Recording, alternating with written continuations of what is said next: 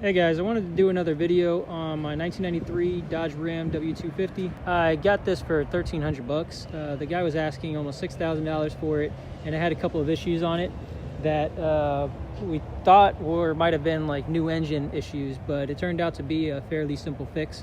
I'll show you what that is real quick, but basically it was running extremely rich when I got it. It was dripping oil and gasoline. It was overheating. It was in pretty bad shape. This is actually the bad side of the truck. When I say the bad side, there's a little bit more damage on this side. So ding here, big old ding there, bunch of dings. So it's definitely not the greatest condition, but it runs perfect. I mean, it runs top notch, fires right up. But yeah, this is it's got the full-size bed on it. It's got the, it came with the toolbox, nice little Craftsman toolbox, and actually it came with a bunch of parts in there. Most of them are for this truck. I haven't even gone through this yet, but there's a ton of parts in here. And most of them are brand new. Got an extra belt in there on the other side. So anyway, let me show you what the problem was. So when I first got it, it was having that fuel issue. So I replaced the map, which is just under here. I don't know if you can see it. Map sensor. I replaced the throttle position sensor, which is over there. So that was like, I don't know, $60 worth of parts, somewhere around there.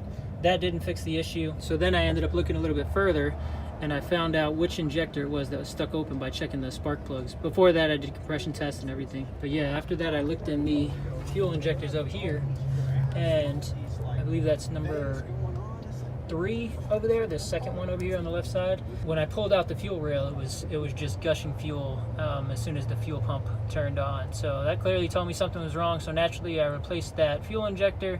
Still had this, actually I swapped it, and it still had the same issue. So it clearly wasn't the fuel injector. So then it was a wiring issue or a computer issue. So that wire goes down here through this loom all the way over here, and this is where the PCM is, over here on this side. So I disconnected it from over there, traced it back, and sure enough, it was shorted to ground. So you could actually see that by just pulling this connector off here, and both of them were shorted to ground, where one of them should be getting 12 volts. So I figured, you know, okay, if it's shorted, then it's got to be somewhere in between this wire loom, because it's pretty much a direct wire. And as I was going through, I noticed that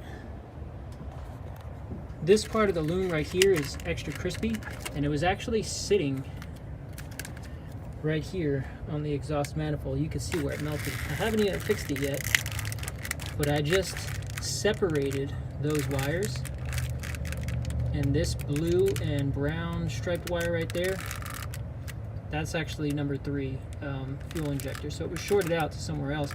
As soon as I separated those wires, I turned on the fuel pump, and sure enough, no fuel leaking. It was working perfectly. So yeah, I mean, I have probably 1,500 bucks invested in this truck. They just replaced the battery, even though it's not the right size. It works just fine. Changed the oil on it and everything. Oh, and I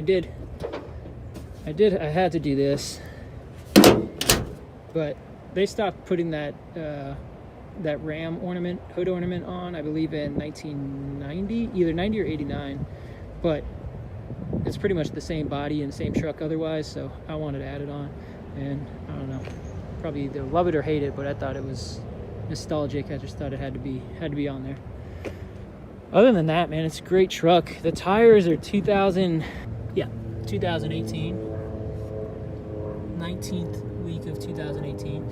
So I mean, they're good enough for me. They're not cracked, they're in great shape, so no issues there. And yeah, I went through the interior of the last video, but everything works. Even the so if I fire it up real quick, and you can see how much faster it fires up now. So it fires right up, and you look at this light here. This is probably one of the better parts about the truck. But even the 4-wheel drive works on it, so, and low works as well. Everything's fine. These armrests always wear out, so I might just make a piece of wood, cover it with vinyl, or maybe even just spray paint it just to add that. But for now, whenever I close the door, I just grab the back, so it opens this way. I just grab the back and close it that way.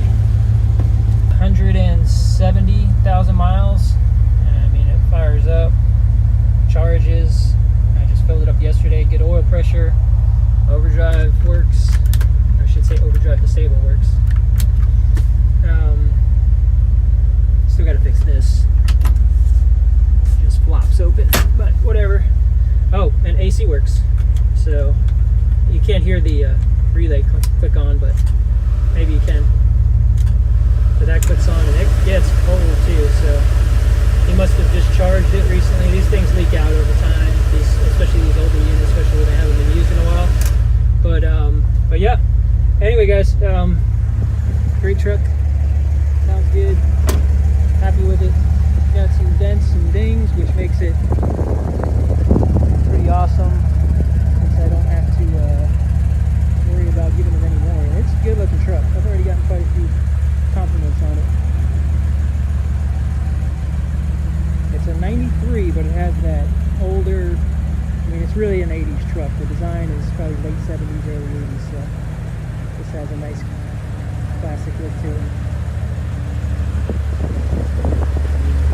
Alrighty, thanks for watching.